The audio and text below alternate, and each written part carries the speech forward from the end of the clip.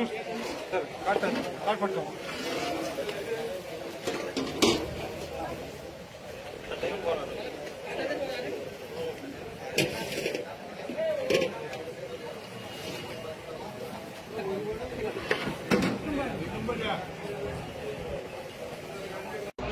दुपारी 4 वाजल्यापासून शेतकरी उन्हाचा तिथे मुकेले बसलेले होते. त्यांना आता पवार पेट्रोलियमतर्फे आम्ही जेवणाची व्यवस्था केली व आता थोड्याच वेळात रात्रीचे 11 वाजलेले आहेत जवळजवळ.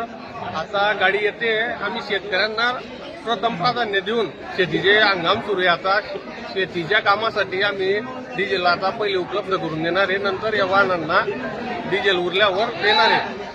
तरी सर्वांनी आता शांततेत सगळ्यांनी सहकार्य करावे ही विनंती करतो. व ही टंचाई जी थोडी निर्माण झालेली आहे त्याला पंपवाल्यांच्या काही पर्याय नाही आहे. ही सर्व भारतात ही परिस्थिती निर्माण झालेली आहे. तरी सर्वांनी आम्हाला सहकार्य करावे ही विनंती. धन्यवाद.